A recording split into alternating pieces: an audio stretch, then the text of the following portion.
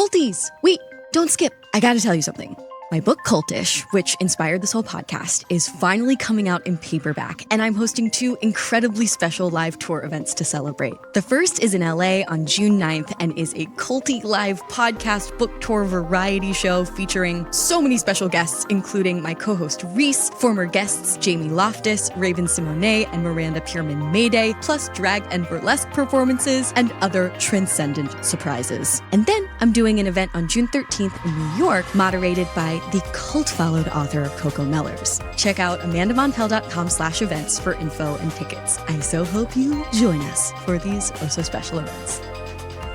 Culties, it is peak hydration season, and to make sure that your body is ready for the summertime, you have got to get your hands on some Liquid IV. They've just launched an exhilarating new flavor, Arctic Raspberry, okay? Plus, Liquid IV has sugar-free options powered by LIV Hydroscience for smart hydration. My favorite flavor is the sugar-free lemon lime. Just 1 stick and 16 ounces of water hydrates better than water alone. No matter what your summer brings, tear, pour, live more. Go to liquidiv.com and get 20% off your first order with code CULT at checkout. That's 20% off your first order with code CULT at liquidiv.com. This podcast is brought to you by the one, the only Squarespace. Whether you're just starting out or managing a growing business, Squarespace is here to help you make a beautiful website, engage with your audience, and sell absolutely anything from products to time to services. Sounds Like a Cult is famously a Squarespace website. Building a Squarespace website is super effortless thanks to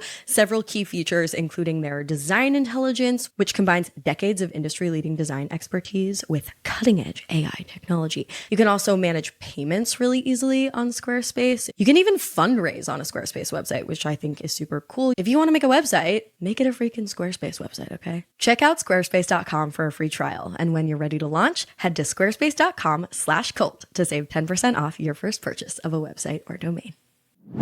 The views expressed on this episode, as with all episodes of Sounds Like a Cult, are solely host opinions and quoted allegations. The content here should not be taken as indisputable fact. This podcast is for entertainment purposes only. Hi, my name's Billie Jean. I'm calling from upstate New York. I'm currently planning a bachelor party for my little sister, and the thing that is the cultiest about it to me is all these novelty dick-shaped things like lollipops and candy, and just everything is shaped like a dick. It's disgusting and uncalled for and a little homophobic. Anyway, that's the cultiest thing to me. I think the cultiest thing about bachelorette parties is that they exist at all. I think it's illustrating everyone's fundamental fear of being married and being trapped in a marriage. This is Sounds Like a Cult, a show about the modern-day cults we all follow. I'm your host, Amanda Montel, author of the books Cultish, now out in paperback, and The Age of Magical Overthinking. Every week on this show, you're going to hear about a different group or guru that puts the cult in culture, from the cult of Amazon to the cult of purity rings, to try and answer the big question. This group sounds like a cult, but is it really?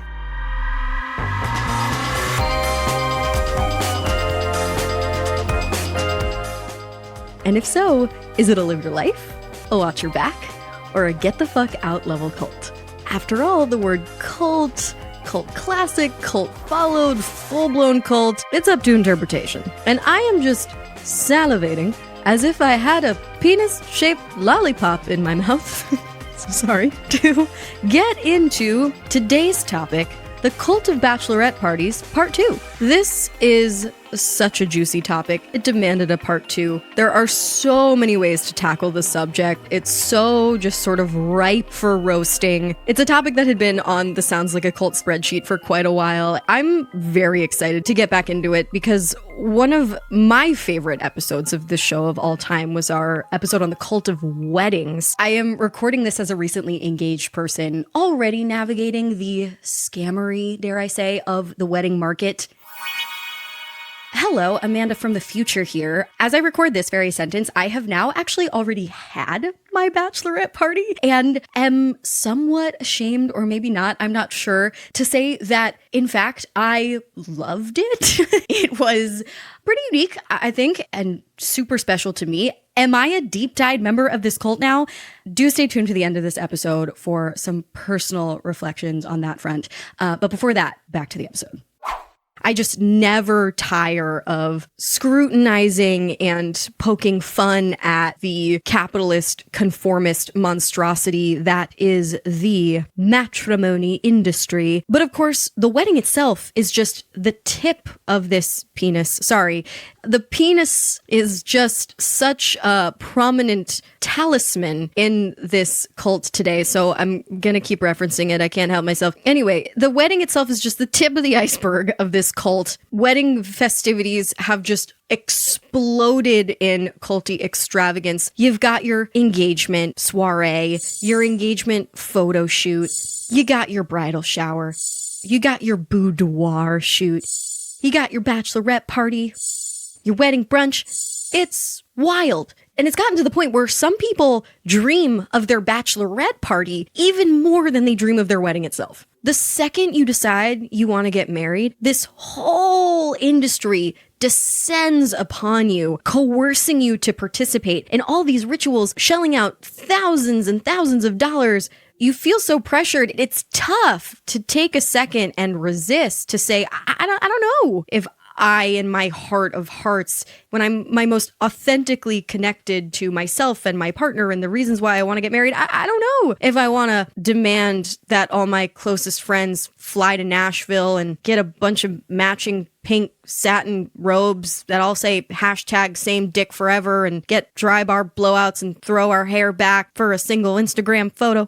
And here's the thing, I don't want to be too roasty. I think when I say the cult of bachelorette parties, a lot of us understand naturally what I'm talking about. In a way, it's just an extension of a lot of the cultish qualities that are present in sorority culture, almost like a parody of heterosexual feminine rituals and aesthetics. In theory, I thought or assumed it was supposed to be kind of a fun, cheeky night to celebrate with your bestie gal pals, your sort of last hurrah before you commit yourself to life, which is in a way kind of sinister when you break it down. It's like no one's forcing anyone into anything, and yet we're all like, ha ha ha ha ha, same dick forever. It's so funny. But then when you look at what it's become, it's these elaborate weekends full of overspending and oversharing and over hashtagging that can even pit bridesmaids against each other, like lifelong friends. A really cultish power dynamic can be established. And as this sort of consumerist culture of one-upping builds, the whole production turns into months of friendship tyranny as the bride or the maid of honor dictates how their friends are supposed to dress. They demand that they spend so much money and act like they're having the best time of their life. And for what? That's part of the question that this really begs. When did the whole monstrosity that is the cult of bachelorette parties begin? How did it evolve to the social media shit show that it is today? Who is really running this cult? And how bad is it, really? These are some of the questions I'm excited to dive deep into today in this Cult of Bachelorette Parties Part 2 episode. I'm going to do so with the help of a couple of experts. One is a sociologist named Beth Montemurro. She's a distinguished professor of sociology at Penn State University, and she's the author of a book called Something Old, Something Bold, Bridal Showers and Bachelorette Parties, which explores the highly ritualized, costly traditions of these pre-wedding affairs. And then a little bit later in the episode, we're going to talk to a journalist named Annie Atherton, who reports on lifestyle, culture, parenting, and more. She wrote a great piece for The Atlantic called Welcome to Wedding Sprawl, which talks about bachelorette parties in contemporary culture. First, I want to back up and give a couple of quick stats before we get into our sources today. I want to hit you with some numbers. According to a survey from the wedding website The Knot, in 2023, the average cost of a bachelorette party was $1,400, a $500 increase from 2019. Pretty significant. And 1 in 10 brides spends over $3,000 for this party. In this piece, Welcome to the Wedding Sprawl, Annie Atherton noted that the modern American wedding monstrosity that we all recognize today, including the bachelorette party, didn't really get its start until the 80s. In the 60s and 70s, simple receptions were fairly typical. These lavish affairs didn't really come into favor until the 80s, not only because of the economic boom of the time, but also because of the broadcast of Princess Diana's glamorous, widely viewed wedding ceremony. By the early 2000s, bachelorette parties were becoming a little more popular, and with the advent of social media, it fucking exploded. From 2007 to 2017, the percentage of people who traveled out of state to attend a bachelor or bachelorette party quadrupled. Now, as you've probably been able to tell by our coverage of this topic so far,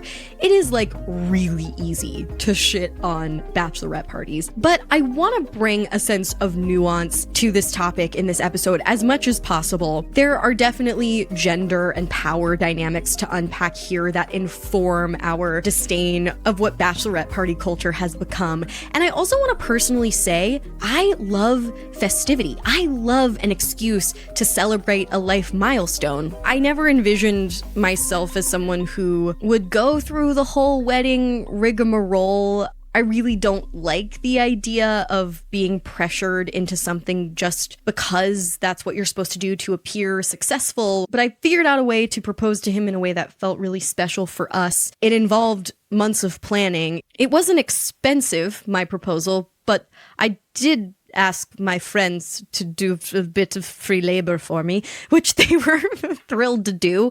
Friends supporting friends.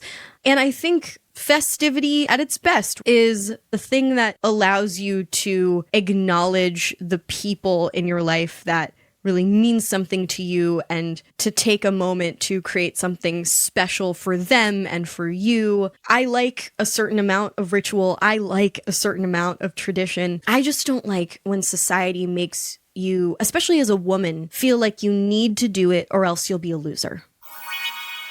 Hi, Amanda from the future again. Now, if anyone is interested in hearing me really dig into a sort of sociological analysis of the quote-unquote benevolent sexism of wedding culture, I do have an episode about that on my newer podcast, Magical Overthinkers, which I will link in our show notes. But back to looking at it through a culty lens. I don't like when a uniform is provided for you that you can't interrogate or subvert lest you be seen as a heretic. And that's some of the stuff that I really want to call into question today. Why do we all know exactly what culty sorority girl ass Instagram photo to call to mind when I say the cult of bachelorette parties? What has it become? Why has it become the thing that it's become? And is that even bad? What are the pros and cons? What is the worst case scenario? This thing sounds like a cult, but is it really? And if so, is it a live your life, a watch your back, or a get the fuck out level cult? First, we're going to get some background, and for that, I'm glad to introduce you to our first guest, Professor Beth Montemurro.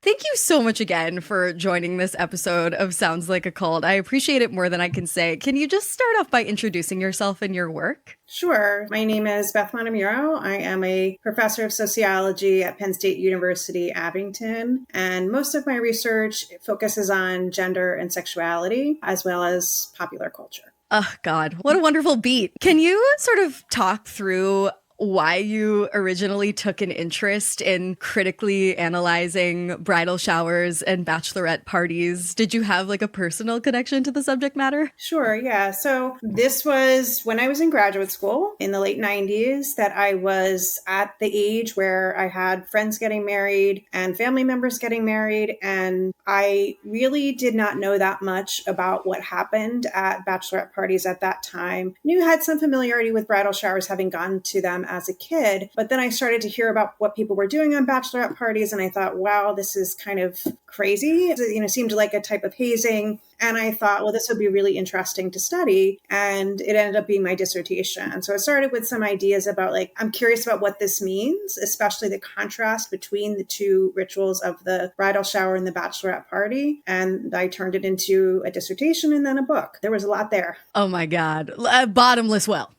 Yeah. We did an earlier episode on the cult of weddings, but without question, where modern matrimonial traditions are concerned, this blows my mind every time. The wedding is just one in this slew of events that you're pressured to throw. It seems so excessive. So trying to understand how we got here, the history and the origins of this stuff. Can you talk about when and why prenuptial festivities first came into the picture at all? So just starting with bridal showers, because they have a longer history, a longer documented history. There's evidence that it dates back to the 16th century, and that there's a legend, a folk tale about this, which is that there was a woman in a Dutch village who wanted to get married, and she was in love with this miller, but he was very poor, and her father said, I'm not going to let you marry this poor man. He's never going to be able to provide for you. And so that what happened was her friends and other family all gathered together, all the things that she might need to set up a household. And so they showered her with gifts, and then her father gave permission for them to get married. That's the tale that's kind of been passed around. I found that in multiple bridal shower planning guides, wedding planning guides, that same story kind of coming through about that being the origin. But of course, they've changed significantly over time, and that in the 20th century, they started among the upper class as a way of showing status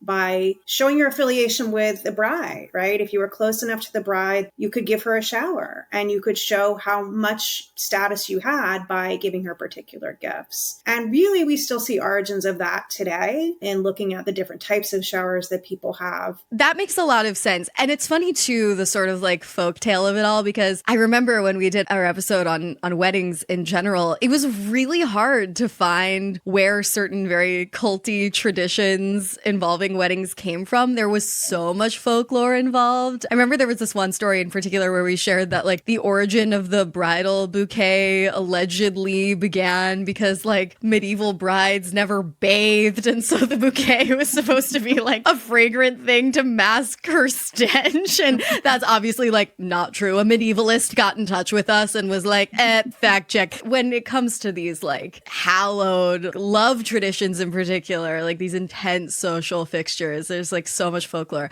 But the bachelorette party, let's focus on that, because the bridal shower, it makes sense that you would want to sort of support this woman in your community, align with her, show off a bit. But what about the bachelorette party? Because those are truly a monstrosity, in my opinion.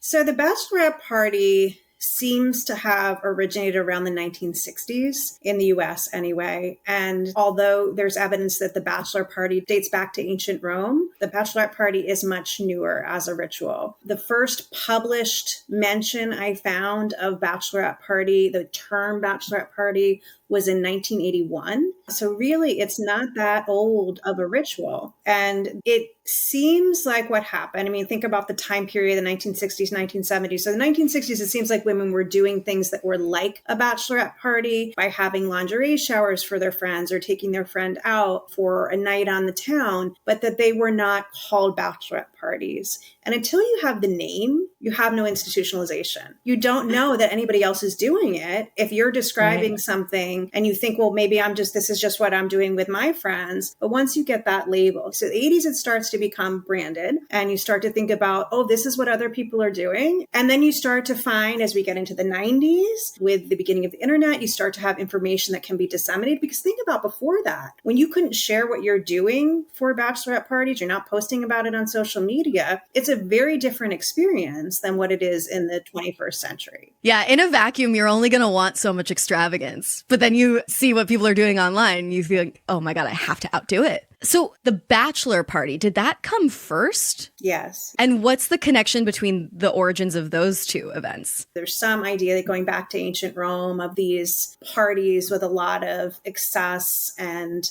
debauchery among men, and it being a ritual of initiation for men when they're getting married.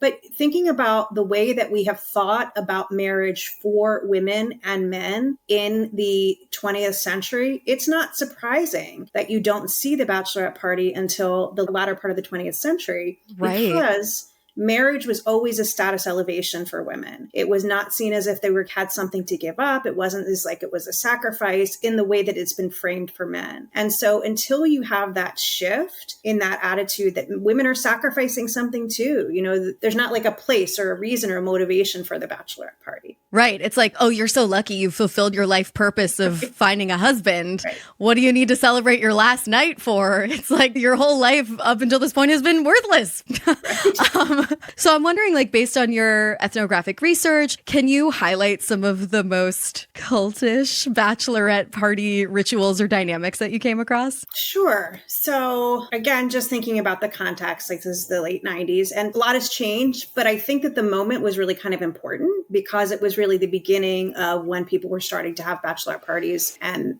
beginning of their institutionalization. So the things that were very common at that time, certainly alcohol, the idea like the hazing, getting the bride drunk so that she can do things and embarrassing her. That was the first thing that was fascinating to me when I decided to study it.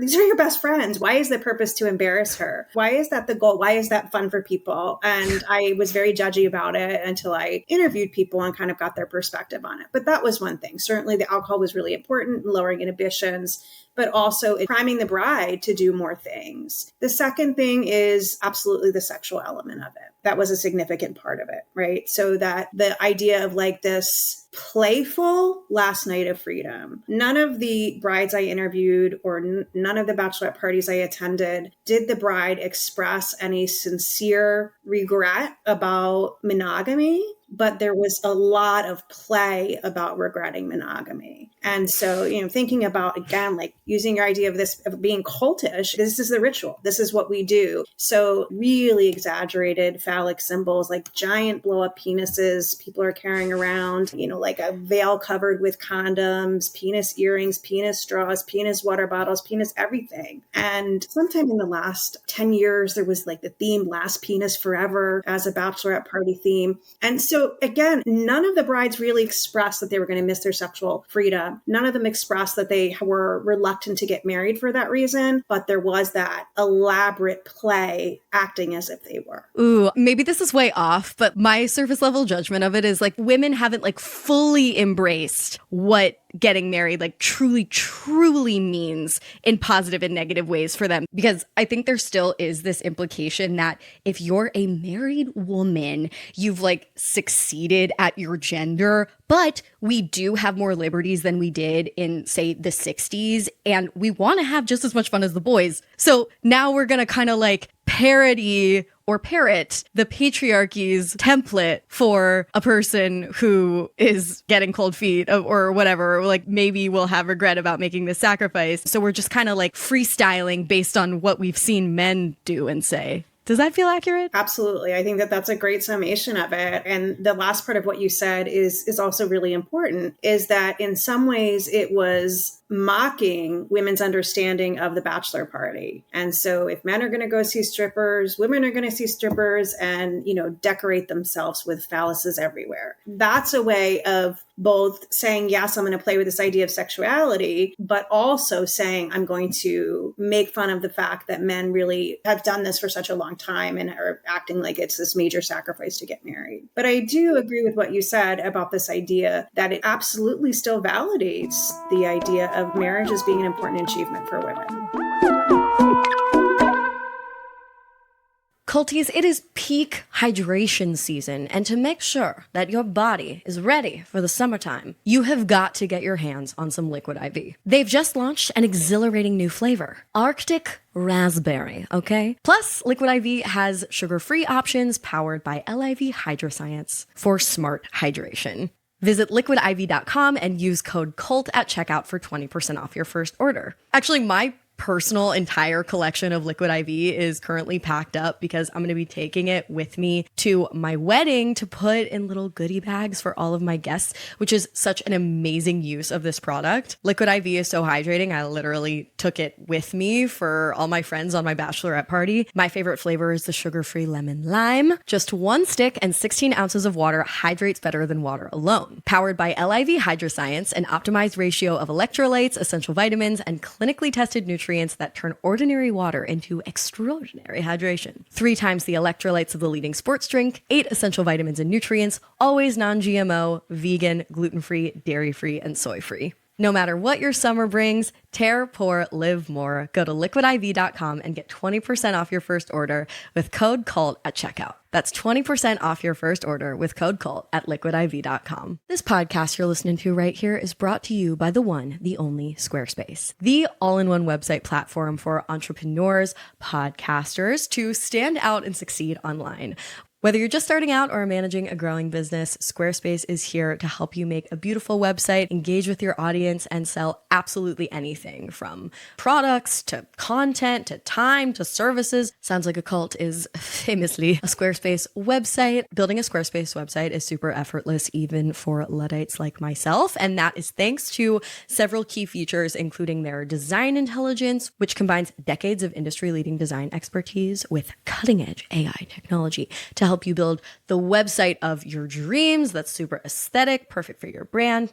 You can also manage payments really easily on Squarespace if you're trying to sell things on your website. Onboarding is very simple. You just get set up with a few quick clicks and start receiving payments right away. You can even fundraise on a Squarespace website, which I think is super cool. You can collect donations, send fundraising emails, organize all your donations in one single hub. If you want to make a website, make it a freaking Squarespace website, okay? Check out squarespace.com for a free trial. And when you're ready to launch, head to squarespace.com/cult to save 10% off your first purchase of a website or domain.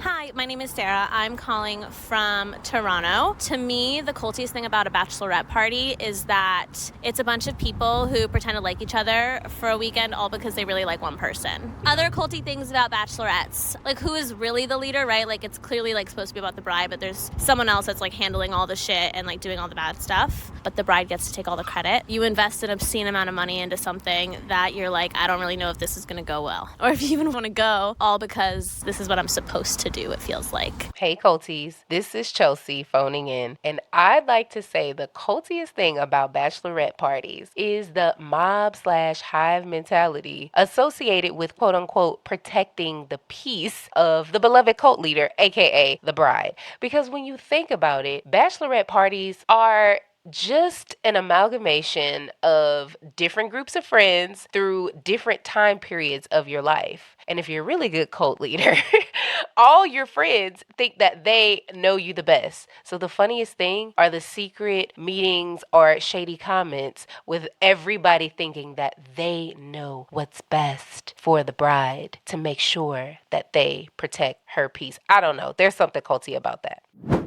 Okay, so did you ever come across someone who like kind of didn't even want to do the bachelorette party, but felt coerced socially into doing it anyway and into conforming in a sort of culty way? Yeah, absolutely. There were brides who said, I didn't want to do this, but my friends really pressured me into doing it. And so it was the idea of like their friends thinking that it would be fun and that it's fun and it's important and that their bride would regret it. And the bride thinking, no, I won't, I wouldn't, but I'm going to go along with it because my friends really want to do it. And that's something that really is at the heart of both bachelorette parties and bridal showers, from what I gathered from my research, is that it is really at the core about friendship. Both rituals are about celebrating these relationships. And so in some cases, it's really about respecting those friendships. Other cases, it may be that the friendships lead women to do things that they might not want to do because they feel like their friends are trying to do something nice for them.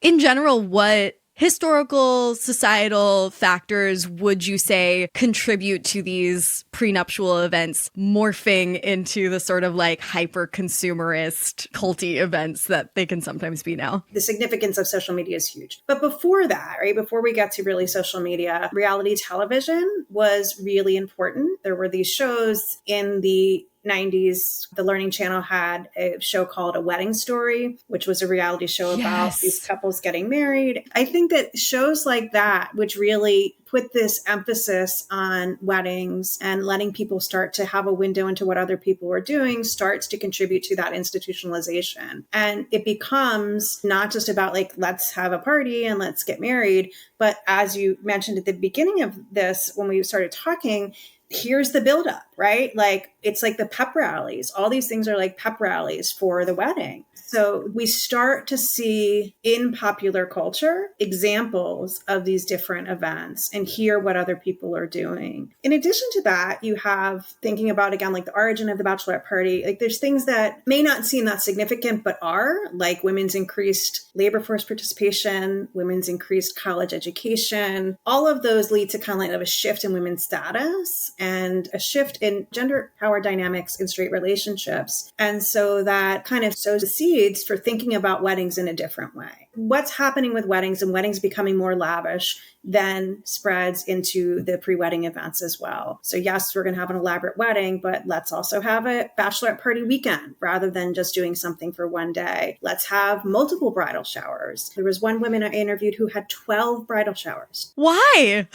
Exactly. So the reason is because she was from the South. Her family was, no, I don't want to say like an upper class family, but they were upper middle class family who had a lot of status. And so that her mom's friends all wanted to throw her a shower and they all wanted to throw her their own shower. This is a great example of kind of those power dynamics of thinking about how it wasn't enough for them to all come to one shower or jointly host one, but I want to give them a lawn and garden shower. I want to give them a stock the pantry shower. I want to give them a stock the bar shower. I couldn't even believe, like, 12 showers, 12 showers. Unfathomable. Well, and for the bride, I imagine for certain dispositions, it could do a number on your ego. Like, you could be built up to feel like this really is the most important event of my entire life. And then when it's all over, I mean, you hear about post-nuptial depression. My brother, he just got married and I feel like he stooped into a depression after all of the festivities were over, and he planned himself like an extremely extravagant 30th birthday afterwards because he just like couldn't handle the letdown of like not really attention, but like, and this is something cultish too, it's like it takes up all of your time.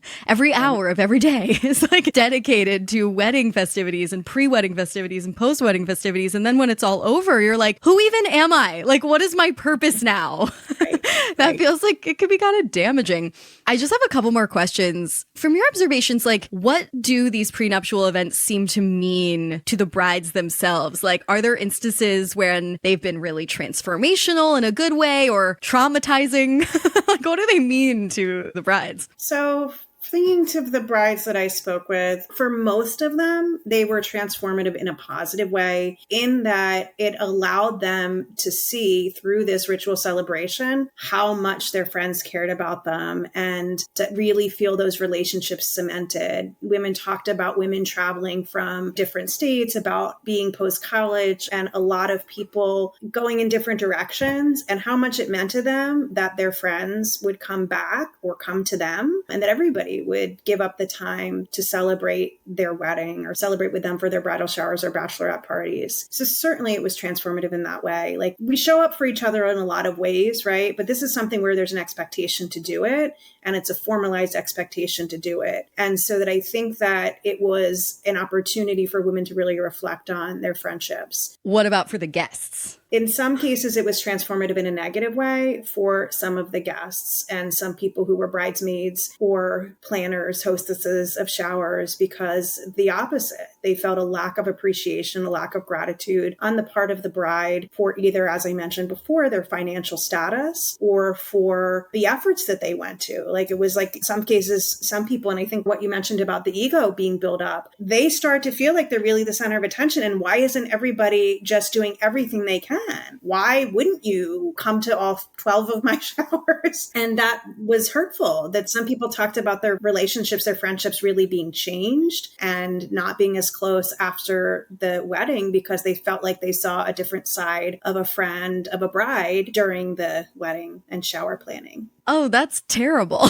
Yeah, agreed. And it was certainly, that was the minority, right? The more people said that they recognized and appreciated their friends, but it wasn't just one person who said that. There were, a handful of women who talked about like that really being a pivotal moment in a friendship that led to it being over. And it's like that sense that you go along with what you're supposed to do as my bridesmaid, or I'm going to be disappointed in you, or I'm not, if you don't do what you're supposed to do. And that idea, like that there are these, so many social expectations now, especially even more so now than at the time that I did my research, shows how institutionalized this is, shows how much people have an awareness of this is what a bride gets, this is what this means, this is how you're supposed to act. I mean, under any other circumstances, if your friend treated you this way, you'd be like, what is wrong with you? Like, go to therapy. But in the context of a bachelorette party or bridal shower or a wedding, suddenly it's like totally allowed. That's nuts. Yeah. Okay, so what is your kind of like overall judgment of bridal showers and bachelorette parties? Like, do you think they're good, bad, helpful, sinister, culty? Probably all of the above, honestly. Nothing is wholly good or wholly bad about bridal showers and bachelorette parties. I went into the research thinking bachelorette parties were awful and that people shouldn't do this to their friends. And I was certainly very judgmental about it. But after speaking with women and attending more showers than I would have were I not doing research, I really appreciated how much they were an opportunity for women to reinforce their friendships and for women to show care for one another. And I think that they're important, both bachelorette parties and bridal showers, as ways of establishing bonds among women. Like, we don't have as many gender segregated rituals. And I'm not saying gender segregated rituals are great, but I think it's good to have time for that. It's good to have an expectation for time just with certain groups of friends. So I think that they're good in that way. I've been waiting for somebody else to do research on this for 20 years. And I would love to know, how much they have changed and what's different. And my suspicion is that bridal showers are probably more fun than they were 20 years ago because of all the different creative ideas that people might have coming from Pinterest and social media showing about different things that people can do. But yeah, so I think that they're good. I think that the bad comes from the expectation to do more than people can afford to do, and the pressure that it puts onto relationships, the strains that it puts on people, the financial strain, or the feelings of not being good enough, if you can't do what's being expected of you. Yeah, I think the long and the short of it, like the lesson to take away from this, which is the lesson to take away from almost all of our episodes, is like, don't let capitalism and patriarchy and social media ruin your fun. You can make it your own, and you can just make it like a darling, wonderful bonding exercise. It doesn't have to be so culty. But actually, your journey with starting out super judgmental and then coming around to thinking like, oh no, these are actually like good people trying to do a thing. And there are sometimes like really bad consequences, but I'm not coming away thinking that these are all like losers anymore. Like, it sounds so much like my journey writing my book, which is about cult language. But I started out thinking like people who join cults are just silly gooses. And then I came away being like, you know what? No, we're like communal and mystical by nature. And they're like really trying to do a thing that goes really wrong sometimes. Well, thank you so much for joining me for this discussion. Thank you for inviting me. And now, after a quick break from our Cult Followed sponsors, we will hear from lifestyle and culture reporter Annie Atherton, author of the Atlantic piece, The Uncontrollable Rise of Wedding Sprawl, who can weigh in on a little bit more of the insidious contemporary culture of extended bachelorette weekends. All right, y'all, this is a PSA for anyone who rents. If you haven't heard of Built, you're about to thank me. Earning points on your rent is now a reality when you pay your rent through Built. You don't even have to check in with your landlord to start earning points on your rent that you can use toward flights, hotels, fitness classes, and even your next rent payment. Let me break it down for you. There's no cost to join Built, and as a member, you'll earn valuable points on your rent and on your everyday spending. Built points can be transferred to your favorite hotels and airlines, and even the ones you haven't heard of. There are over 500 airlines and 700,000 hotels and properties around the world you can redeem your Built points toward. Points can also be redeemed toward a future rent payment and unique experiences that only Built members can access. So if you're not earning points on rent, my question is, why not? Start earning points on rent you're already paying by going to joinbuilt.com/cult. That's JOINBILT.com/cult. Make sure to use our URL so they know we sent you. Joinbuilt.com/cult to start earning points on your rent payments today. Summer is just around the corner, and I cannot think of a better time to spend money on fun things and save money on your wireless bill. And Mint Mobile is going to help us out with that. With premium wireless plans for just $15 a month, you can have your summer fun without breaking a sweat or breaking the bank. Indeed, you can say bye-bye to your overpriced wireless plans, jaw-dropping monthly fees, and unexpected overages. Mint Mobile is here to rescue you. All plans come with high-speed data and unlimited talk and text delivered on the nation's largest 5G network. You can use your own phone and your own phone number with any Mint Mobile plan and bring along all your existing contacts. Ditch overpriced wireless and get 3 months of premium wireless service from Mint Mobile for $15 a month. This year, skip breaking a sweat and breaking the bank. Get your summer savings and shop premium wireless plans at mintmobile.com/cult. That's mintmobile.com/cult. Upfront payment of $45 for 3-month 5 GB plan required, equivalent to $15 a month. New customer offer for first 3 months only, then full price plan options available. Taxes and fees extra. See Mint Mobile for details. Something that has always rubbed me the wrong way is the phrase or the idea of celebrating the last penis forever. And it's just so bizarre because we're like preparing to celebrate their marriage and their life together. And while that might be the case, I just think centering an entire weekend in celebration around the husband's wiener is so weird and uncomfortable and culty. Hello, culties. It's Reese calling in, and I think the cultiest thing about bachelorette parties is how much more financially motivated they are than bachelor parties. I feel like if you're a bro, you can kind of just take your dude to the strip club and, like, call it a day, and you did your good friend duty. But if you're a woman, you have to take your bestie on, like, an all-expenses-paid brand trip to the Bahamas for 3 days. And that's, like, the standard of good maid of honor ship.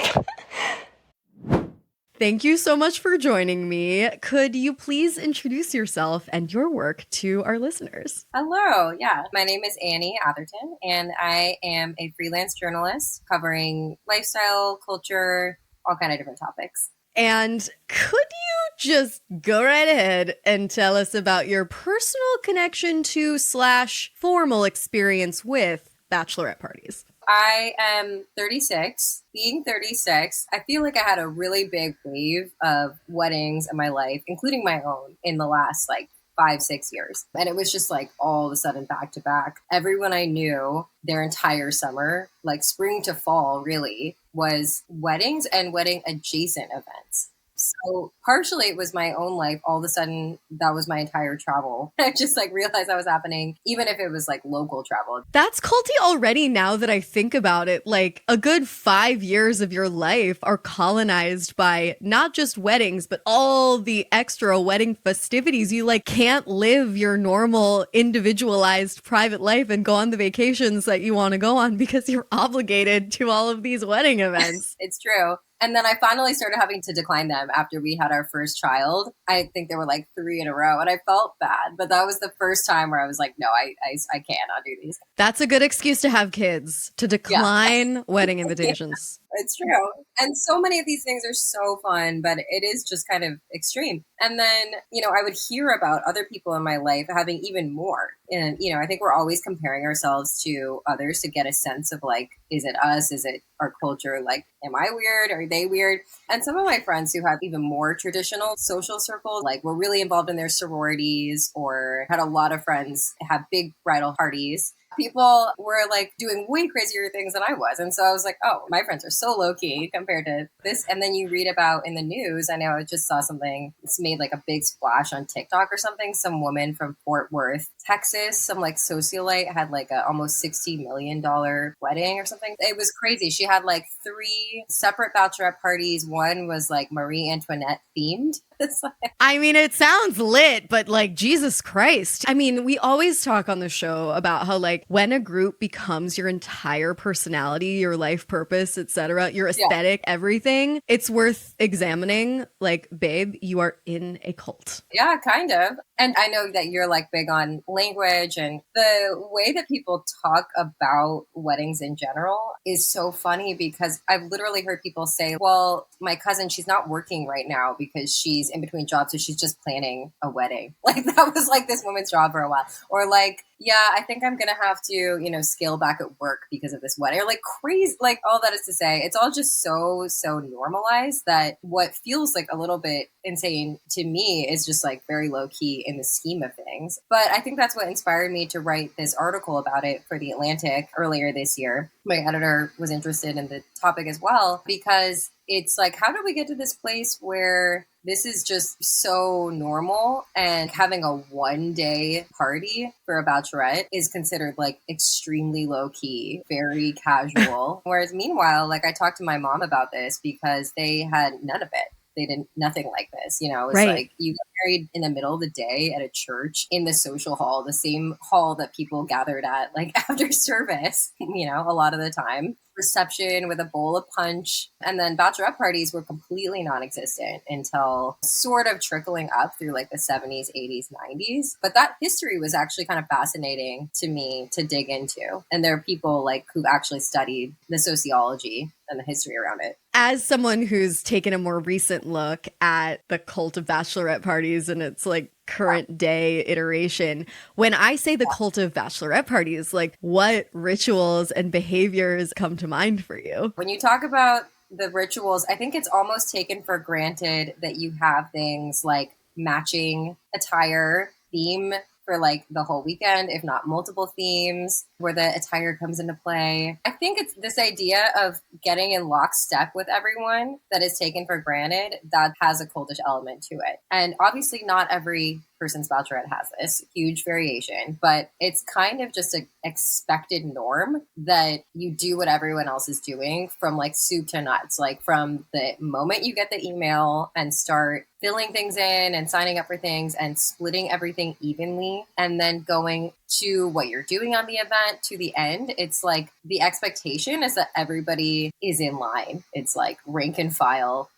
I think that's a unique situation in adult life. Like there's really not any other travel context like that. Like if you traveled with other adult friends, not in the context of a bachelorette party or something, I'd be like, okay, some people are going to do this, some people are going to do that. It's like a mini like study abroad, or it's like very structured. Completely. Yes, you're absolutely right. There's something militant about it, tyrannical even. Yeah, kind of militant. Yeah. The first red flags I'm hearing are like pressure and conformity. Yeah. It's like if you were to see a group of 12 women all in like matching white robes and flower crowns, you'd be like, oh, that looks like a cult. But suddenly when you see a group of 12 women in like hashtag same dick forever and flower crowns, now it's like an adorable cultural custom. How is that okay? For sure. I will say many, many years ago in high school, I was on my high school cheerleading team. It was very, very reminiscent of a lot of the things that people do in like bachelorette parties. And then I was also in a sorority for a couple years. So all of this stuff isn't actually that weird to me. It feels more like a weird throwback to my like earlier youth activities. I've never thought about it that way, where like so many culty behaviors, like these conformist rituals and lavish expenditures of money for things that don't really matter, are totally accepted and normal when you're a child. But then all of a sudden when you do them as an adult, it seems culty. And I'm also thinking of like Disney adults as an example. I think at a certain point you're like longing for the cohesion and the structure of your childhood when you're in your 30s and you're like, I'm responsible for so much. I just want to have a plan. I just want to fall in line. I just want someone to tell me what to do. I just want to feel connected to my friends. And that's the sort of like maybe optimistic justification for what we're seeing with some culty bachelorette party behaviors. So I would love to hear a little bit more about some of those surprising discoveries that you made while writing your article, Welcome to the Wedding Sprawl. Yeah, I think one of the things was fascinating to me to have a lot of my anecdotal observations confirmed about how on average people's bachelorette parties are like 3 days now. Like that's an actual survey. Granted, any survey, take it with a grain of salt. But if you look at all these companies like Brides and Wedding Wire, they do these annual surveys where they look at what are norms. And they also track over the years. And even in the past, like 10 years, like not a very big span of time, there's just this expansion of how long these events are. These are themselves auxiliary events, you might call them, like we're not even at the wedding, not even close. So I think that was one fascinating finding, that's just so normal. In a way, it makes me feel like, I'm such a wedding hater. Like, I can't deal with the sort of like conveyor belt that the industry immediately puts you on as soon as you get engaged or decide you want to get married, whatever. But in a way, now I'm kind of suspicious that the bachelorette party might even be cultier, because with a wedding, it's like there is a sort of history and tradition there. Like, not every ritual is for something objectively. Like, there's a lot of arbitrary nonsense going on with the wedding without question. But at the end of a wedding ceremony, there is a marriage. There is a purpose. But with bachelorette parties, it's such the Wild West. It's such a new sort of like purposeless, aimless phenomenon. In a way, that creates the conditions for an even cultier sequence of events. I would say, to be generous, I think that is true. I also think adult women don't feel that they have a justified enough reason to get together just them. And maybe it goes back to that like nostalgia for the cheer team or the sorority type of thing. But it also speaks to kind of the power of patriarchy that persists and sort of the hypocrisy, because you could theoretically do this at any time. That's always my question. It's like, just throw a party anytime, but there's not the same kind of permission structure. Yeah. And so I think that is the part that I grapple with a lot, because I think the spirit of a lot of these events is great and people have a good time. And like, I've had a great time celebrating some of my friends and meeting their friends in ways that I would not have. But I think the premise being that you're getting with this man forever, it's just weird. It's like, it's really hard. It's weird. Like, put your finger on, you're like, why? Wait, but what does this mean for us? Like, what? There's a lot of sort of like just suspending your disbelief or like allowing your critical thinking to just go on vacation for 3 days with the bachelorette party. Like, if you think too hard about it, you suddenly realize like maybe this is all perpetuating something bad. but it like feels good, so we do it. Right. But here's the thing is that I understand, I have sympathy and empathy for individual people having them, because they're not going to be able to do this at any other time in a context where their friends will pay for it.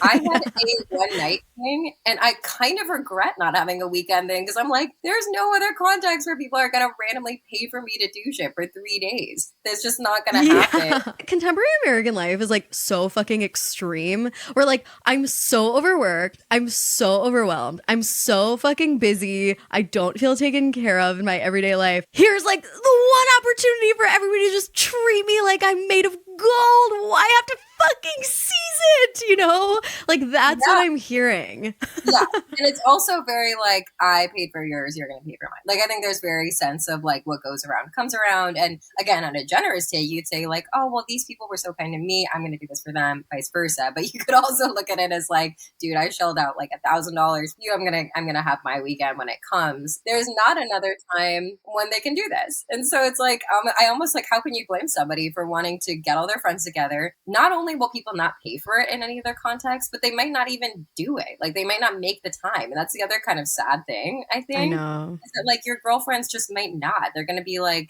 oh, that's like Joey's work conference weekend. We can't do that. People don't change their lives for other reasons. And I guess now that I'm thinking about it, having kids is a big life shift that while a lot of people aren't doing now, it still does kind of like end the party train for a lot of people. And that's an assumption after marriage. Although, again, not true for many people who have kids before or out of wedlock.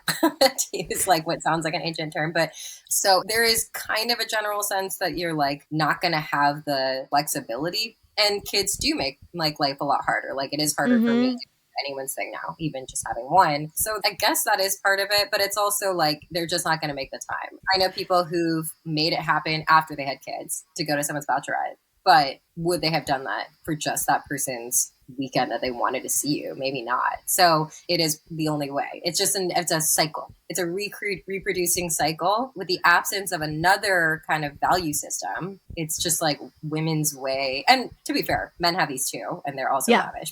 It's people's way of hanging out with their friends, I guess, and trying to honor friendships without really cracking that like patriarchal structure hardly at all. That's such a good way of putting it. So let's talk about social media's impact on this cult. So you mentioned in your article that among Gen Z folks polled by The Knot, 83% said that photo and video were the most important elements of a wedding day. And I have to assume that would maybe even be more the case for a bachelorette party, which again has no inherent meaning. I also read a 2019 piece in the New York Times by a reporter named Rhiannon Picton James titled "Go Broke or Go Home Bachelorette Parties" that said, and I quote, "The pressure to afford lavish nights out and trips away is exacerbated by the need for everything to be Instagrammable. Gone are the days when a night out on the town, complete with strippers and penis straws stuck in a cocktail bowl, will suffice." This reporter told a story about how her friend's bachelorette party consisted of, and there's a certain tax bracket being described in the story that I don't relate to, but her friend's bachelorette party consisted of a long weekend in Spain with VIP yacht trips, exclusive booths in glamorous nightclubs, a luxury villa, and afternoon teas at high-end restaurants. The extravagance was insane. It felt like a PR event. And speaking of PR, the article also went on to comment on wedding hashtags, like the bachelorette party's Wi-Fi password might even make reference to the bride or the couple. Everything is a branding exercise. So considering that, do you think social media has made bachelorette parties cultier?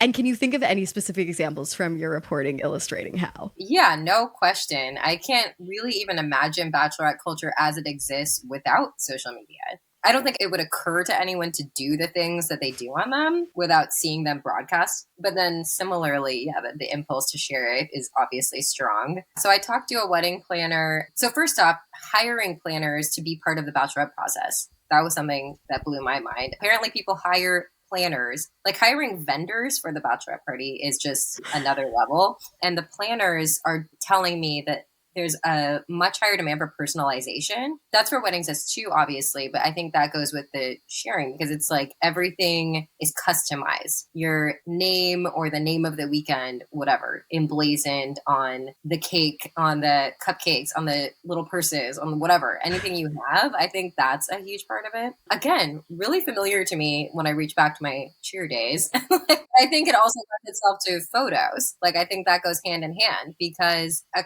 customized thing, you're like, oh, photo op. Pixar, it didn't happen. Okay, so let's talk about who is the cult leader in this equation. In a sense, you could say that brides are the cult leaders in the cult of bachelorette parties. Here's an example. In that same New York Times piece, the reporter spoke about how she was asked to book 2 expensive nights at a hotel the night before her friend's wedding and the night of, expressly so that the bride could photograph all of her bridesmaids wearing, just as you said, these personalized matching squad pajamas, just for the sake of a perfectly filtered, faux candid photo of them throwing their heads back laughing, which to the author, like, didn't seem worth what the room would cost. But when she told the bride that she couldn't afford the extra night, she was uninvited from the bachelorette trip and kicked out of the bridal party. So that is undoubtedly cult leaderish behavior. But what do you think, to be generous, and thank you for bringing me back down to earth whenever possible, what do you think is like psychologically going on with brides when they act this way toward their friends? Well, like I said, I think that there's a strong sense of reciprocation. And I think it's very easy for a norm to be kind of spun whole cloth out of thin air. You know, there's so many examples of that, obviously, that I'm sure you've talked about in the past. It's Christmas time right now, so I'm obviously thinking about Santa, like all these things. Like we just kind of made them up. The diamond ring, all these things at one point were not a norm. And then they were a hard norm that if you didn't do them, you're missing out on something. And now these norms are created like rapidly. It's like what wasn't a norm 2 years ago is now a norm. But if you did it, then you feel a sense of like being left out of something if you don't get it, if that makes sense. Completely. I mean, FOMO is a very underrated reason to join a cult. Like, we want to belong so badly, and the Bachelorette party has really weaponized FOMO. So then let's talk about the industry as cult leader. You mentioned like vendors and planners. Who do you think are like the true cult leader type players in the Bachelorette party industry, if we even can point to individual figures? Sure. Like, is there like a big penis straw? I think it's really hard to pinpoint because it's like, okay, there's publications like The Knot, Brides, Wedding Wire. They used to be bigger as like glossy magazines. Now they're just websites. Like, I actually don't think it's them. I think they're part of it. It's now very mixed with the travel industry. You know, hotels themselves offering like group packages or whatever. But I don't think that they're like conniving. I think it's so pervasive. It's really hard to pinpoint like a sinister actor behind the veil. I think it's just all of us. Yeah, I think it's one of those modern day cults, so to speak, where everyone involved is both in it and perpetuating it. Yeah, definitely. On some level, is it like the patriarchy? But then that's... I don't know. Yeah, but like, who can we charge and imprison for that? It's like a bigger issue, which makes it in a way less fun to talk about because there's no like head we can put on the chopping block. But it's a conversation that often comes up on this podcast. Like, we think of cults as being these organizations that have one singular charismatic leader, but a group can without a doubt be cultish and not have that figure. I mean, just look at QAnon, you know? It's often the maid of honor anyway, playing a way bigger role in the planning and execution of a bachelorette weekend. That person is much more the leader in a lot of cases. The leader, but the first to suffer. Whenever the bride has a meltdown, that poor maid of honor is like sprouting gray hairs by the second. Okay, so I want to talk about the financial sacrifice aspect of this cult. According to this New York Times article, a recent survey from Credit Karma found that about 1 in 3 millennials have gone into debt to attend a bachelor or bachelorette party. Among them, 36% were more than $500 in the red. Another survey found that 58% of bridesmaids and 61% of maids of honor felt pressured to spend money on bridal party related expenses and say the financial pressure strained their relationship with the bride.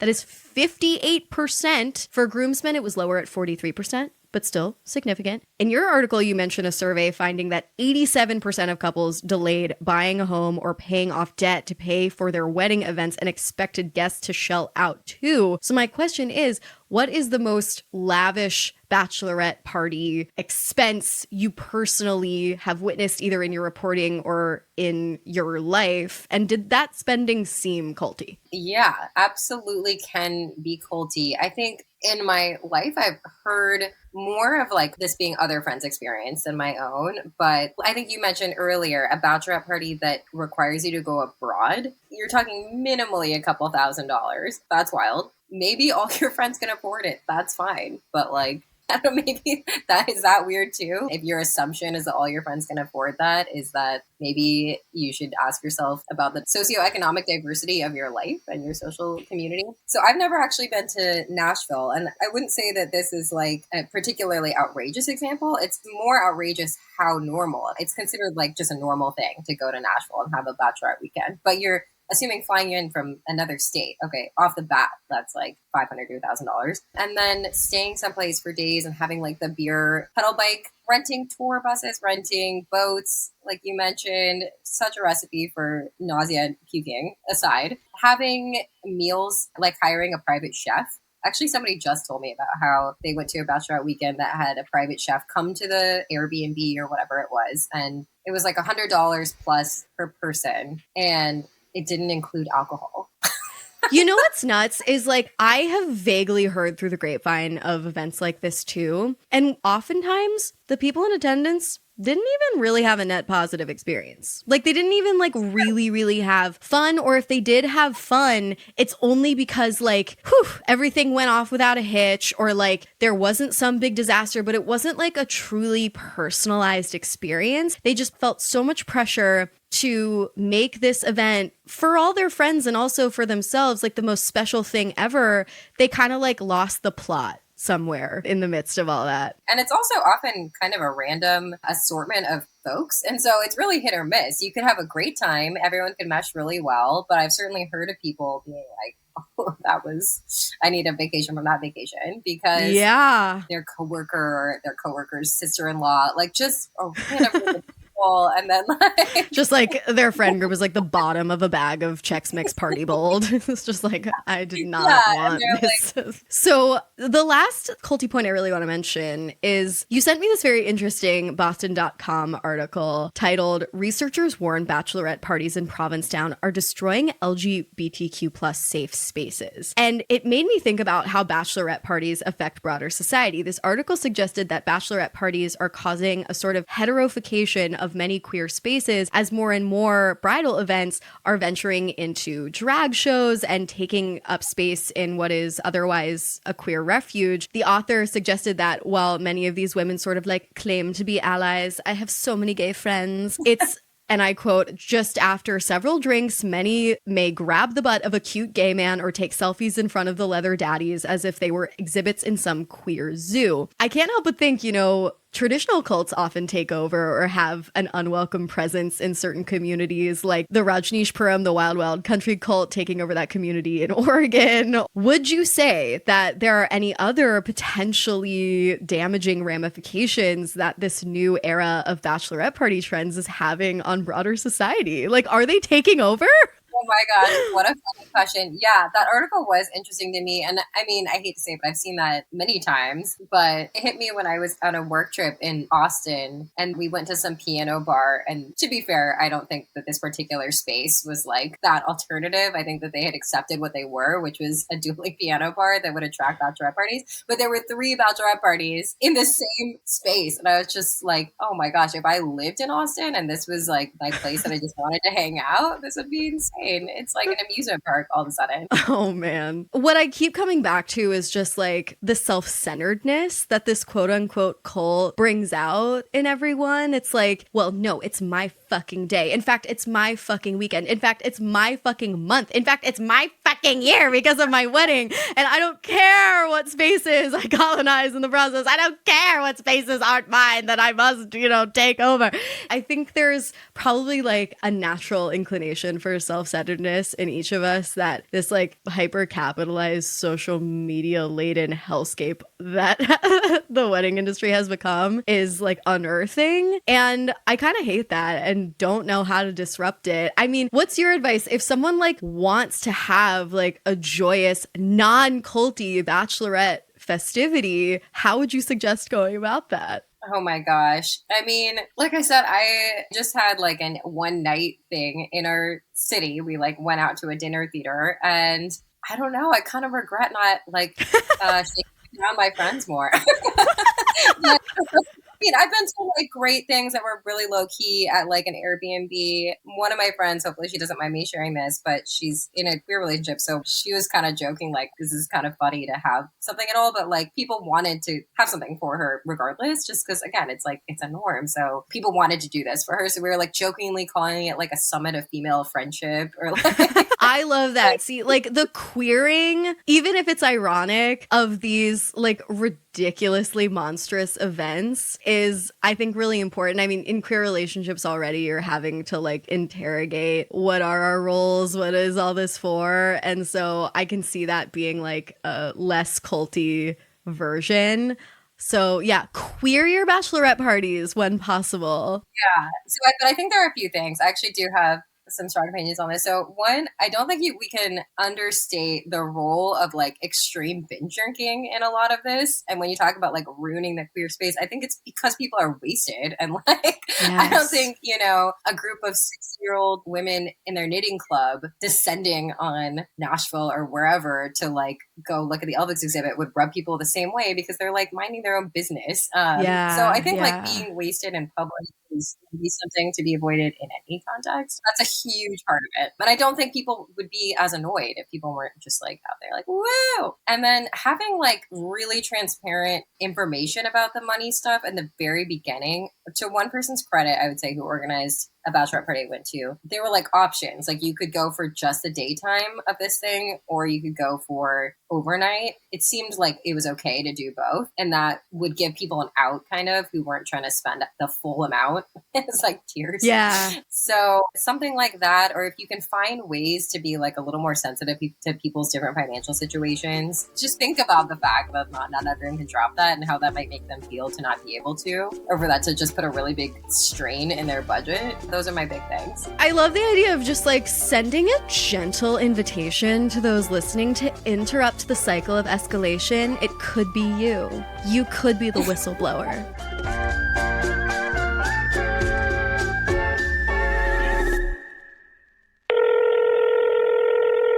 Hi, my name is Ashley, and I think the cultiest thing about bachelorette parties is when they have like themed outfits. Ugh. Hey, my name is Elizabeth, and I think that the cultiest thing about bachelorette parties is how if you can't afford to go, you're kind of cut off from the rest of the group, like you're looked down upon, and that's just insane. I think it's just gotten out of control how expensive and time-consuming and also energy-consuming bachelorette parties have become, to the point where friendships are kind of wrecked over it because some people can't make it due to family reasons or financial purposes, and I feel like it's just totally backwards and unrealistic. So I actually wanted to play a little bit of a game. This is one of my favorite Sounds Like a Cult games. It's called Culty or Just an Asshole. So I'm going to read some bachelorette party stories pulled from Reddit, where people were confessing experiences that they had regarding bachelor parties. And you're gonna help me decide, was this person being culty or just an asshole? The first story goes as follows. The bride, for the many years that I have known her, has never been able to keep her shots down. Naturally, she decides we should all do several rounds of fireball together. After each shot, she vomits. Instead of running to the bathroom, she yells, "Front or backyard," as she runs out of the house. Passing my bathroom on the way, I begged her to just throw up in my bathroom instead, but she heard none of it. I think she threw up in my yard 3 or 4 different times. I was pretty salty about it. Culty or just an asshole? Oh my God. I think you're just an asshole. I think you're almost like a frat guy. Very odd behavior. Yeah, it's not culty because, I mean, while you're clearly in the cult of alcohol culture and probably need some help, you're not like trying to force other people into that behavior. I mean, there are casualties in the situation, but for sure, I agree. Just an asshole. Yeah. Next story. I was invited to the bachelorette party of a college classmate. We weren't that close, but she also didn't have many friends, so I went to be nice. Subtle shade. She didn't have many friends. It turned out to be a Mary Kay party, you know, the makeup MLM. And we spent the night sitting around the dining room table in front of tiny plastic mirrors being instructed on how to apply sample products to our faces and being pitched a sale. At least I had wine. Double cult. It's a double trouble cult. I know, using the cult of your bachelorette party to try to recruit people to the cult of your pyramid scheme. Yeah. That's pretty bad. Next story. This one's a bit of a longer one, so settle in. A week ago, I had a bachelorette party. While most girls dream of their weddings, I dreamt about my bachelorette weekend. For Thursday night to Sunday morning, me and my 25 closest girlfriends rented a house. From the start, it was a disaster. I had told my girls to get to the house early on Thursday so they could decorate and set up before I got there. Well, I got to the house at 3 and they weren't done decorating, so that bummed me out because I wanted that wow moment when I came in and saw the setup. I felt robbed, but we still had a decent first night. Friday, I woke up everyone at 7 a.m. to make breakfast and get ready because we had a packed day. Vineyards, boat, lunch, happy hour drinks, then dinner and the clubs. I was getting shaded on all afternoon because people said they were being rushed from place to place and had to carry changes of clothes all day. But we only had limited time in the city and I wanted to make the most of it. Saturday was worse. We had brunch at 9 a.m. and no one was awake in time, so it only ended up up being me and a few loyal bridesmaids. When we got back to the house, no one was even apologetic, even though I was close to tears all day. The last straw for me was later that night when we were going to dinner and nobody was wearing the matching shirts we got for the weekend. People wanted to wear their own stuff, but that's not what we agreed on, even though my maid of honor notified everyone. At that point, I said, fuck it, this weekend was ruined, and locked myself in my room to cry. It was even worse when I came out a few hours later and half the girls had gone out anyway without me, aka the actual bride. I ended up driving home early on Sunday and left the house a mess for the girls to pick up because I was so upset. Culty or just an asshole? It's actually tough. It's actually a tough call because but then she wasn't really a successful cult leader, so So true. So true. Maybe just a sad asshole. I know. It's like she wanted to be a cult leader so badly. Yeah. She's an aspiring cult leader, but sadly just an asshole. Yeah. That story is like a perfect encapsulation of all the worst case scenarios that we've been talking about. Okay, one last story. This one's shorter. One of my friends is planning her wedding, or rather she expects me to plan her engagement announcement party, bridesmaid announcement luncheon, bachelorette party, the wedding ceremony, the reception. She also expects me to contribute financially, while not even attending the wedding. And I quote, because my fiance used to have a crush on you and I don't want him to be tempted to run away with you. Can you imagine the embarrassment of being left for you? Ha ha ha ha. Whoa. That's culty wild. Or just an asshole? That's 100% culty, I think. What do you think is culty about it? The expectation of this person doing everything for her, but also the weird creation of sexual taboos almost between them. Yes, the control, the sort of unmitigated power that she's going for. Definitely culty. Yeah, I'm really concerned for that story. In a way, the most disturbing of them all. Okay, we've come to the point in the episode where I'm going to ask you a critical question. Annie, out of our 3 cult categories, live your life, watch your back, and get the fuck out, which cult category do you think the cult of bachelorette parties falls into? I think it's a watch your back. It's a proceed with caution. I think you might have a good time. You might step in some landmines. Yeah, it's very clear what the cultish aspects of this situation are. You know, there's financial sacrifice. It's a consumerist nightmare. There's so much pressure to one up things you've seen online. Tyrannical behaviors can really emerge. But I'm trying to think of I guess there must be stories of people dying of alcohol poisoning, but that's not specific to bachelorette parties. And there are these one-off stories about friendships really truly being destroyed. But as far as cults go, shit gets a lot worse than that. You know, the debt is bad. But yeah, I agree. All things considered, it's a watch your back. Yeah, but I guess it depends. Sometimes it's a live your life because ultimately it's usually fine. And it's also so inherently temporary. So true. It is temporary. Yeah, no one's bachelorette party goes on for the rest of their entire life. Although that just an asshole story, her experience will be living rent-free in her head for the rest of her life. Poor thing. Okay, I'm so glad we were able to unpack this. Thank you for being brave and exploring it with me. If folks want to keep up with you and your work, where can they find you? I write for all kinds of different places, so just keep an eye out. Yeah, I'm not really active on X or really any social media platform. I prefer to just write my things and be on my way. Greetings. One last comment here from future Amanda. Just chiming in again over a year after this episode was originally recorded, post my bachelorette party. And you know, what I will say in brief before we wrap up today's episode was that it was fascinating to listen back to these recordings and how utterly disdainful I was of bachelorette parties. But I was especially shook re-listening to the part about queering the bachelorette party because I totally forgot that I said that, but that was exactly what mine was. My weekend was in my mom's hometown of New Orleans during Jazz Fest. I got together all my favorite gays and theys, and we had a gorgeous witchy weekend where friends who didn't previously know each other, but who I really thought would have amazing chemistry, got to bond before the wedding itself. One special thing they did was put together this spell book full of well wishes for Casey's and my marriage, which I thought was so sort of like counter to the last hurrah before the same dick forever kind of sentiments of the traditional bachelorette party, I guess. It was really fun and really sweet. My best friend planned the whole thing and involved Casey in a really wonderful way. So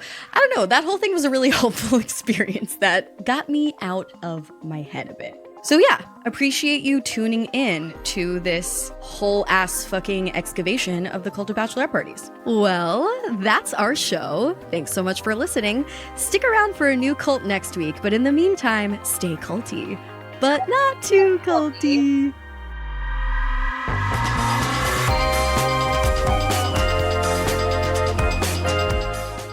Sounds Like a Cult was created by Amanda Montell and edited by Jordan Moore of The Pod Cabin. This episode was hosted by Amanda Montell. Our managing producer is Katie Epperson. Our theme music is by Casey Cole. If you enjoyed the show, we'd really appreciate it if you could leave it 5 stars on Spotify or Apple Podcasts. It really helps the show a lot. And if you like this podcast, feel free to check out my book, Cultish, The Language of Fanaticism, which inspired the show. You might also enjoy my other books, The Age of Magical Overthinking, Notes on Modern Irrationality, and Word Slut, A Feminist Guide to Taking Back the English Language. Thanks as well to our network Studio 71. And be sure to follow the Sounds Like a Cult cult on Instagram for all the discourse at Sounds Like a Cult Pod, or support us on Patreon to listen to the show ad-free at patreon.com/soundslikeacult.